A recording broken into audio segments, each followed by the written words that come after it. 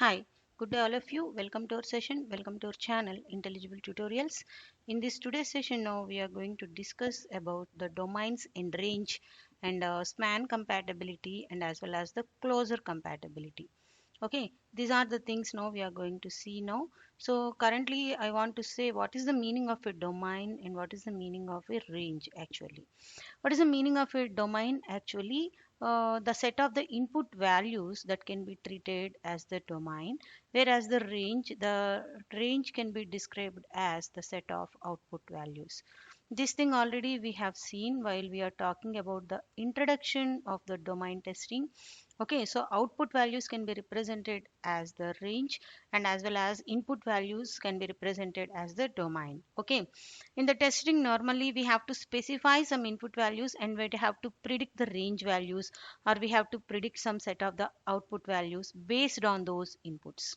Okay, so this we are going to do in our domain and range testing. So domain and range in the domain testing. Okay, next we are going to see how many types of the domains: caller domains and call domains. Okay, so the interface test normally consisting of these kind of the mappings actually. So these are nothing but the first one is the caller domain within the caller range, and caller range is called as the called domain. So it can be done in integration testing, and call domain specifies maps to the called range. This is again to the unit testing.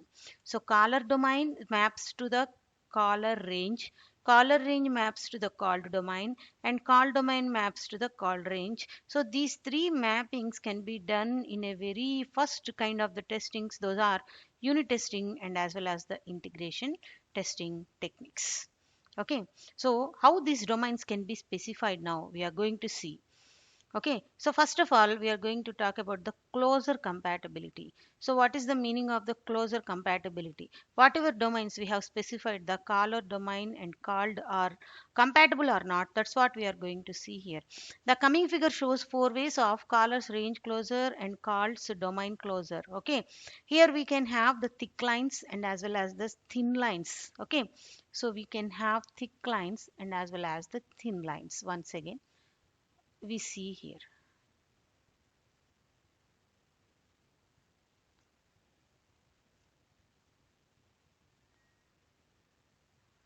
These are the thin lines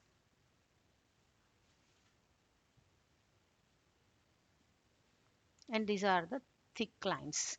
Okay, so figure shows the four cases actually: closed both on top and bottom 0, open top, closed top, open bottom, and open top and bottom. So this figure specifies these things. Okay, so here the caller domain can have the span as 17 and as well as the 0. 1 minute. Okay, so here first we have to see 17 and as well as 0. So the domain range, so the caller domain ranges is 17 and 0, in between 0 and 17, and call domain is also equal to that. So here all are thick lines. Okay, so it is a thick line. Okay, so there is no open and no close, everything it is clear. Okay, now coming to the second case, here open tops, the thin line specifies the open tops. Okay, and bottom is thin line, so that's why it is represented as open bottom, and both sides it is having the thin lines, both open and both open, both sides open bottom and as well as open top. So like that, the thin lines represents the openness and thick line represents the closeness. In the first case we are having the span range in between 17 and 0, whereas caller and called, so all are thick lines, so both are open. There is no open and there is no closed, it is fully clear. There is no open, completely closed at the both sides. Now whenever we are having thin lines, it is called as open tops and it is called as open bottoms in this case, and in this case both open top and as well as the bottom. Okay, so like that we can specify the closure compatibility, like open top and closed bottom, closed top and as well as the open bottom, like this. like this. See, open top and closed bottom like this. And now we see closer compatibility of different kinds. What are these different types means? Here we have seen just only 4 cases. Now we are going to see the 12 cases. Okay, some of the cases are buggy cases. That means some cases are not buggy, and some cases treated as the buggy spaces. That means, see, let us observe here in the first one. Okay, see here it is the 17 and 0. Here the caller, it is the caller is 17 and 0, but coming to the called one, that is the right one, here thin line is existing. At the bottom there is no thin line. Okay, it's not buggy but leads to buggy situations. Coming here, the thin line at the bottom, the other side caller one, there is no thin line. In the same manner, here called one having the thin lines.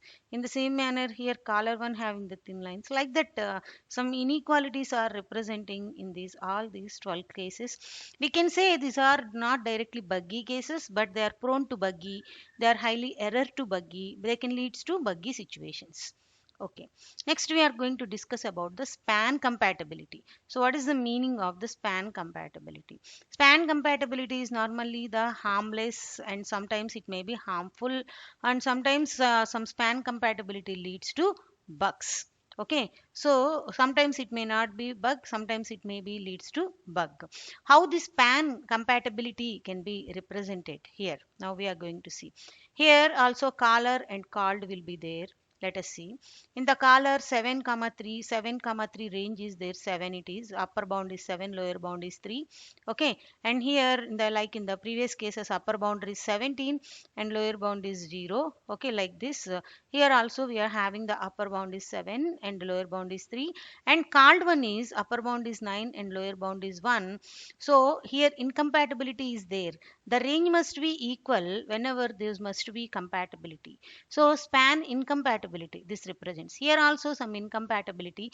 The range 9 3 is there, here the range 9 1 is there, here 7 1 is there, here 9 1 is there. Like that, the incompatibilities are representing in the span compatibility. So this figure normally leads to buggy situation. So where the caller routine domain has smaller span than the expects. So these examples are our buggy examples, whatever we have shown here. Okay, and some of the buggy, another kind of the, these are not directly the buggy examples, whatever we have seen these three, these are prone to buggy. Okay, not directly buggy, these are some incompatible and prone to buggy. Some other kind of the buggy range domain mismatches are 9173 called smaller than scalar. Okay, see here 9193, here also 9171. These are also buggy situations. And domain range mismatch is there. These are also buggy situations. Some unequal thing will be there. 7193. The range is not clearly specified here. Ups and downs are there. Here is it is holes in the called domain. Some gap will come, that is treated as the hole. Here also the gap is there, that is treated as a hole. Here also the gap is there, that is treated as a hole. Like that, the buggy and range mismatches. So these leads to the some erroneous situations. Okay, so now we see in these are the various kinds of span compatibilities and incompatibilities, and as well as closer compatibility and as well as closer incompatibilities. Now we see the next one, interface range or domain compatibility testing. Normally we do what kind of the testing? For interface testing, whatever bugs are there, they are normally the single variables rather than the combinations of two or more variables. Whatever testing we can do for each and every variable that is independent of other in other kind of the variable to confirm the compatibility of the caller's range and the called routine domain span and closure of every domain defined that variable. That means we are testing each and every variable independently, irrespective of the domains, irrespective of the span compatibility or the closure compatibility. So in the domain or interface compatibility test, each and every input variable can be tested independently. Okay, so this is nothing but the domain testing. So these are the closure and span compatibilities in the domain testing. Okay, so this is the concluding your domain testing. Next video we are going to talk about the fourth unit, that is path products and regular expressions, the path testing we are going to discuss about. This concludes our domain testing. My request is, if at all anybody not subscribed my channel, please subscribe my channel Intelligible Tutorials. Thank you very much. Thank you one and all.